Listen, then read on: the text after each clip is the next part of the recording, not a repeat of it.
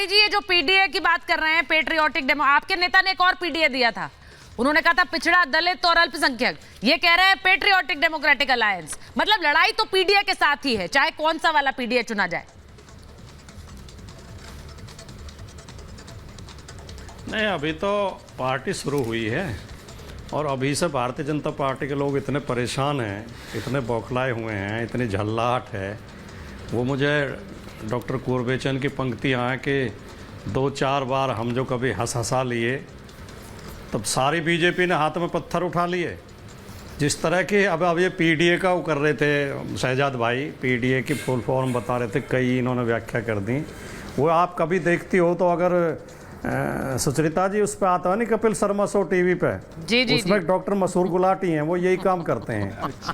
तो ये सारी बीजेपी डॉक्टर मसूर गुलाटी बनी हुई है। अरे भैया, आप क्यों चिंता करते हो? पीडीए बनेगा नहीं बनेगा, अलायंस होगा, किस किस का होगा, कौन कौन? आपके पास तो विश्वगुरु है, आपके पास तो 56 इंच है, आपने तो पूरे देश का उद्धार कर दिया। अपने उपलब्धियों पर वोट मांगो, आपको चिंता क्या है? मिलते हैं नहीं मिलते हैं? आप इतने डरे हुए क्यों हैं? इतने भयभीत क्यों हैं? इसका मतलब कहीं ना कहीं अंदर मन में चोर है। आपको लगता है कि अलायंस बनेगा तो आपके लिए खतरा है, ये साफ दिखाई दे रहा। जो मीटिंग हुई है 23 तारीख को मीटिंग हुई, आज 26 है, 3 दिन से भारतीय जनता पार्टी का हर नेता कोई बयान दे रहा, ये तो सारे पशु पक्षी मिल गए, जब बाढ़ आती है तो सांप नेवला बिच्छू सब एक जगह इकट्ठे हो जाते हैं। कोई कह रहा है ये आपस में लड़ेंगे, एक दूसरे की टांग खींचेंगे, ये तो कांग्रेस के खिलाफ रहते थे, अब क्यों कांग्रेस के साथ जा रहे हैं? अरे जब कांग्रेस तानाशाही कर रही थी, जब कांग्रेस के खिलाफ थे, 75 में जब इमरजेंसी लगी और 77 में जनता पार्टी बनी, तो उस समय भारतीय जनसंघ ने, जो भारतीय जनता पार्टी के पूर्व नाम था, भारतीय जनसंघ ने तो विलय कर दिया था अपना जनता पार्टी में, अपना अस्तित्व खत्म कर दिया था, क्योंकि कांग्रेस उस समय तानाशाही कर रही थी निसंकोच। सब मानते हैं इमरजेंसी लगाना एक गलत निर्णय था, उसके लिए उसकी सजा दी गई कांग्रेस को, कांग्रेस सत्ता से बाहर हो गई। आज आप वही काम कर रहे हैं, आज भारतीय जनता पार्टी तानाशाही कर रही है, इसलिए आज भारतीय जनता पार्टी के खिलाफ इकट्ठे होने की जरूरत है। नहीं, जरूरत तो है, इसीलिए तो पटना में बैठक हो रही है। जी, लेकिन जरूरत तो है, लेकिन मैंने वही सवाल पूछा, तानाशाही वाली बात सिर्फ आप, ये नहीं है कि बीजेपी के खिलाफ आप कह रहे हैं।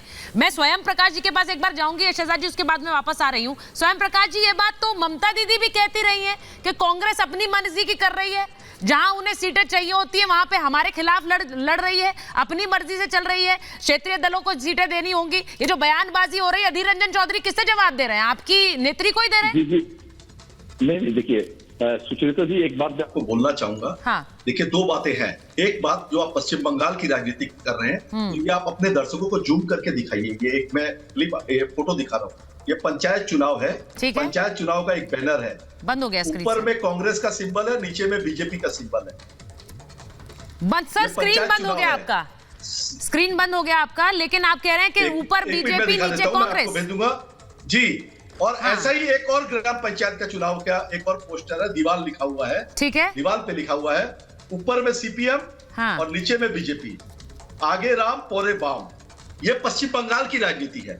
पश्चिम बंगाल में ममता बनर्जी के खिलाफ अधीर रंजन चौधरी, शुभेंदु अधिकारी और जो वामपंथी नेता है, ये सब मिल करके और आईएसएफ बोल के एक तो बच्चे की, अब देखिए स्वयं जी, एक मिनट, आपने जो कर दिया, आपने जो कह दिया, मैं यही कह रही हूँ, आप बीजेपी को कांग्रेस से जोड़ रहे हैं, तो ऐसे में खुद को कैसे जोड़ेंगे कांग्रेस को? अब मेरी बात सुनिए, बोलिए। इसके बावजूद आप इतनी नीचे स्तर पर अधीर रंजन चौधरी गिर चुके हैं पश्चिम बंगाल में, कांग्रेस को इस लेवल पे ले आए हैं कि उनको ममता बनर्जी से अपना ईगो सेटिस्फाई करने के लिए तो एक कोई नेता कर ही सकता है। मगर कांग्रेस के साथ उसके बावजूद भी हमारी नेतृत्व होती है, उसके बावजूद भी हम पटना गए, हम जाएंगे शिमला में, और हम देश से इस तानाशाह की सरकार को उखाड़ने के लिए प्रणव्रत है।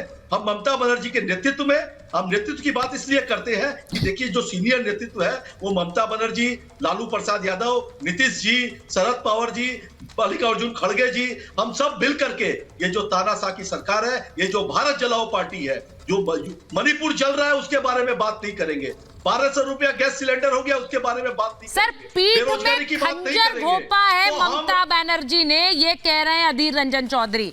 आप यहाँ बैठकर तस्वीर दिखा रहे हैं।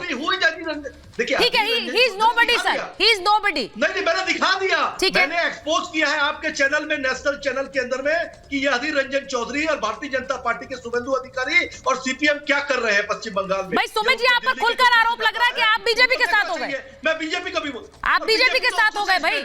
बीजेपी खुश है, बीजेपी के वोट बैंक है नहीं यहाँ पे, बीजेपी अपने वोट पहले। भाई एक मिनट, सुमित जी को, शहजाद जी स्क्रीन पे रहेंगे, सुमित जी, स्वयं जी, आदिल खान साहब, सबको स्क्रीन पर लीजिए। जो तीन बड़े नेता हैं भाई, तीनों पार्टी के अपने प्रवक्ता हैं, नेता हैं, वो आपस में एक दूसरे पर भरोसा नहीं कर पा रहे हैं।